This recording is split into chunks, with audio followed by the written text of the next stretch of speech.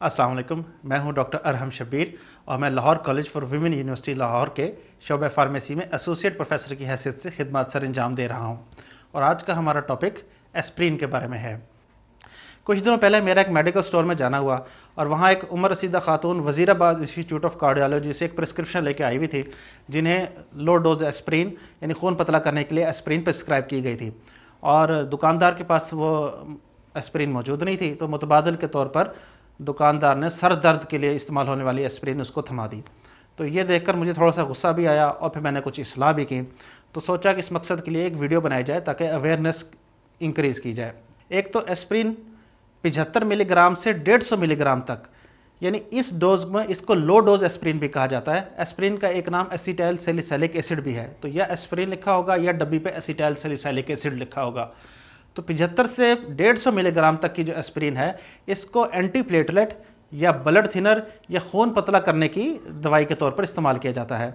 इसको दिल के ऐसे मरीज़ जिनका पहले से कोई हार्ट अटैक हुआ हो या कोई बाईपास दिल का हुआ हो उनका, या किसी को दिल में स्टंट डला हो, या फालिज के ऐसे पेशेंट्स जिनको दिमाग में खून के बहाव में रुकावट की वजह से फालिज का अटैक हो गया हो, तो ऐसे पेशेंट्स में ये लो डोज एस्प्रिन 75 मिलीग्राम से 150 मिलीग्राम तक प्रिस्क्राइब की जाती है।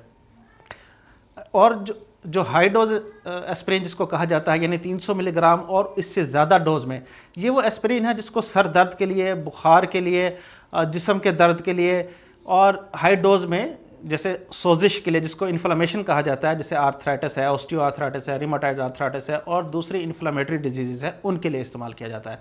तो दोनों एस्प्रिन में फ़र्क करना है आपने, लो डोज एस्प्रिन में भी और हाई डोज एस्प्रिन में भी। लो डोज एस्प्रिन दिल के दर्द के लिए, यानी स्टेबल एंजाइना के पेशेंट्स के लिए या अनस्टेबल एंजाइना के पेशेंट्स के लिए, और हाई डोज एस्प्रिन हेडेक के लिए और बुखार के लिए और इन्फ्लेमेशन के लिए। इसके अलावा प्रिवेंटिव मैयर में एस्प्रिन का इस्तेमाल कंट्रोवर्शियल है।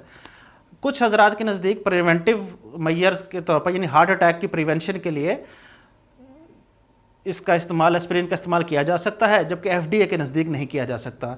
तो इसमें जो दरमियानी राह है वो ये है कि ऐसे डायबिटिक पेशेंट्स जिनमें कोई ना कोई रिस्क फैक्टर मौजूद हो, जैसे कि अगर उनकी उम्र 50-60 साल से ज़्यादा है और उनको कोई ब्लड प्रेशर का मर्ज़ में भी मुब्तला हैं या वो स्मोकिंग भी करते हैं, तो इनमें अब ये 2-3 रिस्क फैक्टर्स इकट्ठे हो गए डायबिटीज़ के अलावा।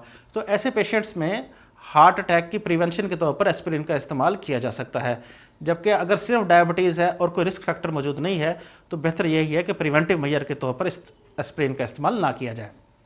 अच्छा, अब एस्प्रिन किन अमराज में नहीं देनी, या वो मरीज़ कौन से हैं या वो कौन से ऐसे मर्ज़ में मुब्तला अफराद है जिनको एस्प्रिन का इस्तेमाल नहीं करना।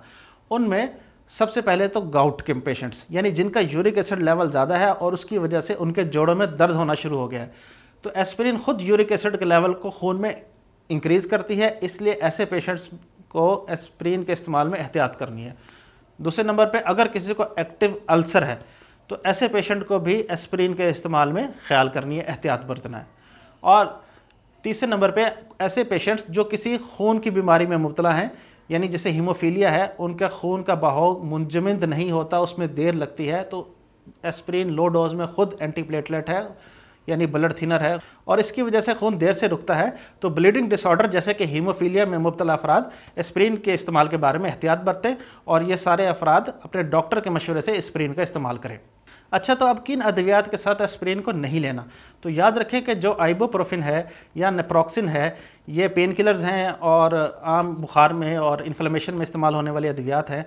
अगर कोई शख्स पहले से एस्प्रिन का इस्तेमाल कर रहा है एंटीप्लेटलेट के तौर पर, और उसको साथ में ये अद्वियात भी लंबे अरसे के लिए दी गई हैं, तो याद रखें कि नेप्रोक्सिन और आइबुप्रोफिन ये एस्प्रिन के एंटीप्लेटलेट या ब्लड थिनिंग इफेक्ट को कम कर सकती हैं और एस्प्रिन की इफादियत कम हो सकती है। इसलिए इन अद्वियात को इकट्ठे प्रिस्क्राइब नहीं करना चाहिए, इस मामले में आपको एहतियात करनी है।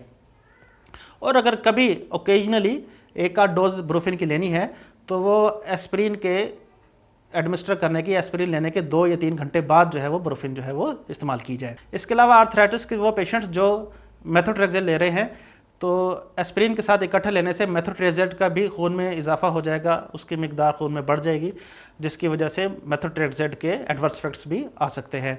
तो इस मामले में भी डॉक्टर से मशवरा करने की और एहतियात करने की ज़रूरत है।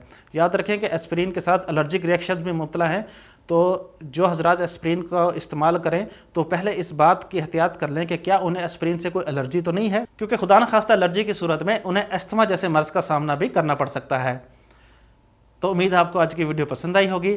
इस वीडियो को शेयर कीजिए और मज़ीद तिब्बी, तहकीकी और मुस्तरद मालूमात के लिए इस चैनल को सब्सक्राइब कीजिए और बेल आइकन पर क्लिक कीजिए। Thank you very much.